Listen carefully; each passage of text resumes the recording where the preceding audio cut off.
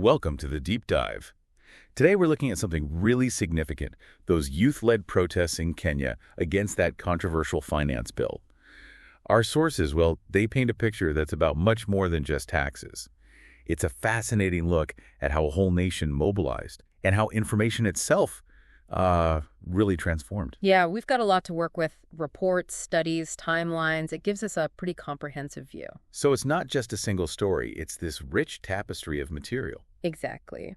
And our goal here is to unpack how these protests blew up, what forces were really driving them, and what this whole episode tells us about, power, information, and these generational shifts we're seeing in the digital age.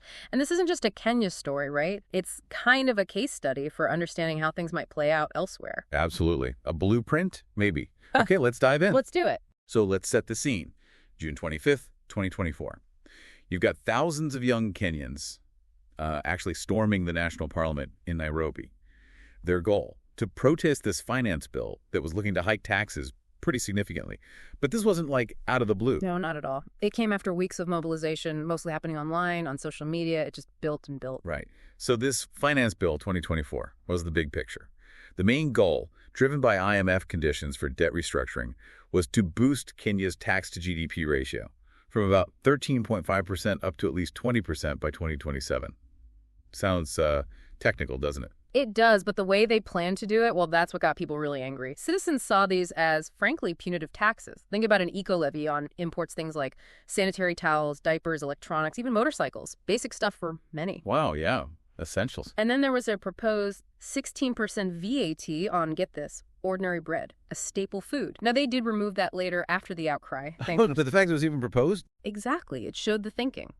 Plus, VAT on sugarcane transport, locally assembled phones, and higher excise duties, alcohol, cigarettes, financial services up 20%, even 40% for stronger alcohol. And cars weren't spared either, initially. Right. A 2.5% motor vehicle tax was floated, though later amended or removed.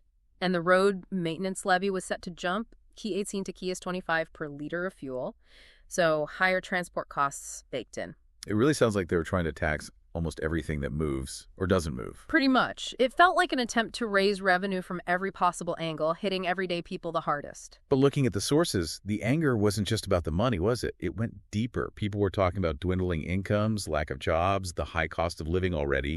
Those were huge underlying factors. Frustration had been simmering. And then you throw in this perception of endemic corruption and wastage by the government. People seeing political elites living these lavish lives. That contrast was absolutely toxic. Seeing ostentatious living while being asked to tighten belts, or rather have belts tightened for them through taxes, it just breeds resentment. So it's this potent mix of economic pain and this feeling of injustice, of unfairness. Definitely. And then, to add fuel to the fire, there was a major privacy red flag in the original bill. Yes, the KRA clause. Tell us about that. Right, an amendment that would let the Kenya Revenue Authority, the KRA, access financial data like your mobile money statements without needing a court order. Oof. That's a big zip. Huge. People were furious. The idea of the taxman getting into your personal finances without judicial oversight, that really hit a nerve. Right. Thankfully, that clause was dropped due to the public backlash. But it shows the initial intent.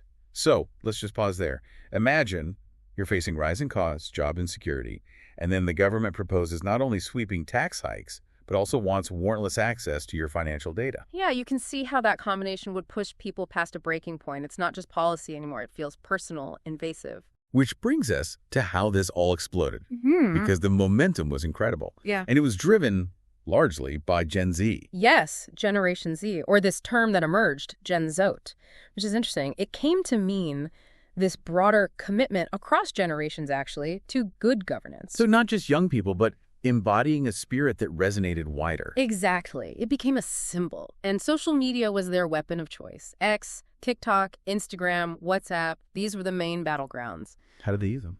Incredibly effectively. Activists leaked phone numbers of members of parliament, just put them out there. Seriously? Wow. Oh, yeah. Then they coordinated campaigns to just bombard these MPs with calls and texts, urging them to reject the bill. Constant direct pressure. A digital siege, almost. Kind of, yeah. And hashtags like hashtag Occupy Parliament and later hashtag Reject No Demand, they just went viral. It showed real organizational skill, all decentralized. And the content itself changed too, right? It wasn't just calls to action. No, this is fascinating. You saw a rise in fabricated satirical posts, memes, jokes, but also AI-generated photos and videos. AI generated, Like images showing President Ruto, in compromising situations or even depicted as lying in state like he was dead. Really provocative stuff. that's dark, but I guess the point was disruption. Absolutely. And these satirical, often fake posts, they frequently got more engagement, more traction than official government statements. They called it aura for aura. Aura for aura, meaning. Like fighting the government's official aura or image with a counter aura, one based on ridicule, satire, and emotion, rather than facts necessarily. It was about capturing the mood, the vibe. So the narrative battle wasn't fought on facts alone, but on emotional resonance and, well, memeability. Precisely. Which led to this rise of alternative news sources. You mentioned the Nairobi Gossip Club, NGC. Yeah, their engagement numbers were huge, overshadowing traditional media. Over 15 million views and interactions, yeah. Because they gave people what they wanted. Immediate, relatable, culturally plugged-in content. Traditional media often felt slow, detached. And the algorithms helped push this. Definitely. Especially TikTok's For You page. News discovery became more incidental, personalized. You weren't seeking news. It found you, often through influencers you already followed. Influencers like Rugi Muni, Khalif Cairo. Eric Omondi, too. They delivered information personally, intimately. It felt like getting news from a friend, building trust in a way that established outlets struggle to match. Which raises that big question, doesn't it? What happens when influencers who aren't bound by old-school editorial rules become major news sources? It blurs lines between fact, opinion, entertainment. It's a massive shift. Powerful for mobilization, absolutely, but also potentially very volatile. So with all this digital pressure building, protests spilling onto the streets, how did the state react initially? Well, the initial reaction was pretty heavy-handed. That's how the sources describe it, meaning the police response involved tear gas, water cannons, rubber bullets, and tragically, in some cases, live ammunition. Live ammunition. Yeah. It's serious. Extremely. Human rights groups reported significant casualties. On June 25th alone, the day Parliament was stormed, at least 23 people were killed. The total death toll eventually reached at least 50 by mid-July, and over 200 injured. A terrible human cost. Truly awful. And it wasn't just violence during protests. There were reports of arbitrary arrests, people held without proper process. And abductions, too, right? Targeting key figures. Yes, disturbing reports of abductions. People like the journalist Macharia Gaitho and the influencer Osama Otero, who is very prominent online. Human Rights Watch even accused security services of abducting, torturing, and killing protest leaders. A clear attempt to silence dissent by going after visible figures. It certainly looked that way. Yeah. And President Ruto's first public statements were very tough. He called the protests treasonous, promised a full response. And deployed the military. Yes, the Kenya Defense Forces, the KDF, were brought in to assist police. That was controversial initially, seen as potentially unconstitutional, though the National Assembly later approved it under certain court conditions. It showed the severity of the state's initial stance. But then, things shifted, quite dramatically. They did. On June 26th, just a day after the Parliament incident, President Ruto made a major announcement. He refused to sign the bill. Exactly. He said, "The people have spoken," and ordered the finance bill withdrawn completely. Plus, he directed a big budget cut, $346 billion, a huge reversal. It shows the power of that public pressure, amplified online and on the streets. Undeniably. And other concessions followed. Ruto actually apologized in early July for Osama Otero's abduction and for the arrogance and show of opulence by his party's MPs hitting that corruption nerve. Acknowledging the deeper grievances. He pledged action against rogue police officers, too. And then a massive cabinet reshuffle in mid-July. He dismissed almost everyone, later reappointing some, even bringing in opposition figures. A major political shakeup. And the courts weighed in, too. The High Court prohibited police from using heavy-handed tactics like water cannons, tear gas, live rounds against protesters.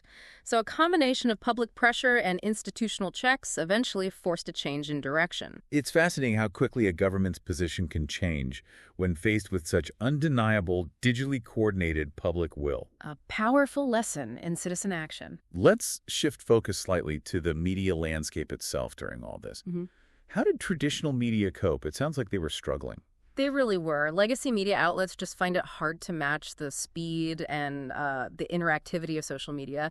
They were seen as slow to adapt. Still focused on traditional agenda setting, maybe. Yeah, rather than directly addressing what people were actually talking about, what they wanted to know. And for young Kenyans, news isn't just dry information anymore. It's often consumed like entertainment, like a meme, as the sources say. That's a different world. Plus, the financial pressures they're under. Exactly. Falling ad revenue, struggles to make money online.